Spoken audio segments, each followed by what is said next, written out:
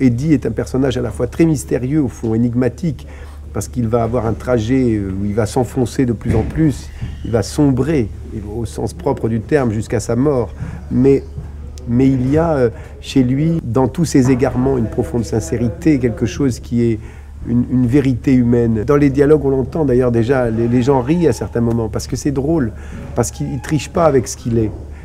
Je pense que c'est aussi une peinture des années 30 à Brooklyn de gens simples, pauvres. Donc ils n'ont pas les moyens forcément de comprendre ce qui leur arrive. Et lui, il vit une passion pour cette nièce qui est à la fois évidemment celle d'un père, enfin en tout cas d'un tuteur, d'un oncle qui a élevé cette fille. Il ne comprend pas lui-même ce qui lui arrive. C'est ça qui est beau, mais en même temps terrible.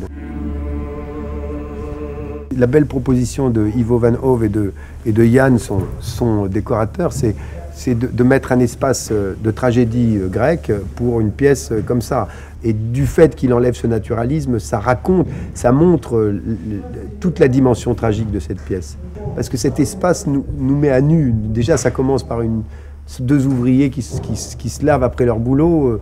Ça commence par une douche, ça finit par une douche de sang à la fin. Mais il y a dans la proposition théâtrale de Van Hove quelque chose d'éminemment simple, mais que je trouve aussi d'éminemment honnête, je dirais, par rapport au théâtre. C'est-à-dire que ce n'est pas un faiseur. C'est quelqu'un qui a été bouleversé par cette pièce et il le restitue dans sa mise en scène et il permet avec cette mise en scène que les acteurs s'y expriment. Je pense que les gens ont vraiment le regard dans le spectacle, voilà, plongé dedans. Les regards qui on voit, voilà, comment ça se passe dans les regards. Et les gens sont aux premières loges, c'est très cinématographique, c'est-à-dire chant contre chant. Moi, je vois le dos, toi, tu vois la face. Et l'émotion, elle passe aussi à travers les gens du public, quoi. C'est souvent les grands artistes qui sont capables d'anticiper les choses qui se passent. Je pense que Ivo Van Hove est un grand artiste. Que ce soit pour nous, sur le plateau, d'avoir tout ce truc autour de nous qui nous observe de partout, comme si on était enfermés là-dedans, et aussi pour le public, je crois, enfin en tout cas c'est l'impression que ça me donne, mais d'être tous les uns serrés contre les autres et de pouvoir se voir les uns les autres et tout ça, je pense que vraiment ça renforce ce côté voyeur, comme si on entrait dans cette maison et qu'on voyait ce drame se dérouler. On ne sait pas si ça donne un peu l'impression d'un procès, ça donne un peu l'impression d'un ring de boxe, ça donne l'impression d'un amphithéâtre. C'est en même temps assez impressionnant et en même temps c'est très très agréable et on peut, de toute façon sur une scène de théâtre généralement on s'échappe pas trop. Ça, je dirais que c'est le travail du metteur en scène, si tu veux, et Ivo l'a fait. Il arrive très très bien, lui, à équilibrer son plateau pour faire en sorte que tout le monde voit les protagonistes. Si t'en vois deux de dos, t'en vois deux de face ou des choses comme ça. Alors c'est une pièce qui date des années 50 et qui traitait du problème des migrants, entre autres, parce qu'il y a beaucoup de choses, il y a beaucoup de thèmes qui sont abordés dans la pièce.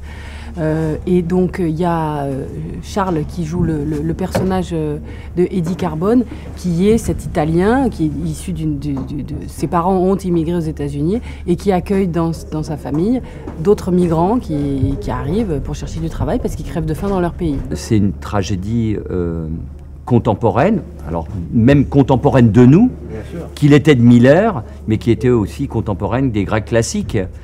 Et sur le thème de l'immigration, et sur le thème du père qui élève un enfant et qui à un moment donné ne veut plus le laisser partir, et sur le thème de qu'est-ce qui nous dirige, est-ce que c'est les textes, les lois, ou est-ce que c'est ce qui nous anime profondément? Et donc, ça veut dire le code d'honneur, la justice. Tout ce qui reste à l'homme quand il n'a plus rien, qu'il est déraciné, qu'il arrive, c'est la dignité. C'est-à-dire, je suis encore un homme et je vais pas faire de problème, et je vais travailler, et je vais être nickel. On part d'un drame extrêmement quotidien et qu'on arrive complètement à une tragédie grecque, rien que dans l'histoire. C'est bouleversant parce que je crois qu'elle l'aime profondément et que jusqu'au bout elle doute, elle hésite et elle aurait aimé que ça se finisse jamais comme ça. Elle aurait aimé aimer ces deux hommes à la fois et la vie fait que c'est impossible. Elle s'occupe d'élever l'enfant qui est sa nièce. Elle s'est occupée de ça avec son mari qui travaille comme docker et donc c'est une femme italienne, soumise et qui en même temps dit les choses à son mari mais qui suit, quoi qu'il arrive, son mari. La connaissance du destin de tous les personnages. C'est-à-dire qu'avant que ça commence, c'est d'ailleurs dans toute bonne tragédie, dès le début, on sait la fin, on connaît la fin. Et on sait que ce personnage-là n'a rien pu faire. Il le dit, c'est les premiers mots. Oui, bien sûr qu'elle va venir aux libertés. Mais évidemment, non mais bien sûr. D'abord il s'agit d'Italiens, donc nous c'est la Méditerranée. Et puis je pense l'année prochaine elle va encore se jouer. On peut pas, à l'instar de ce qui se passe chez les Anglais et même maintenant aux États-Unis, c'est une pièce qui, avec cette mise en scène, je crois, retrouve un sang neuf. Voilà, j'ai ce sentiment. Je te laisse. Hein. Moi j'y vais, je file. Il est compliqué pour lui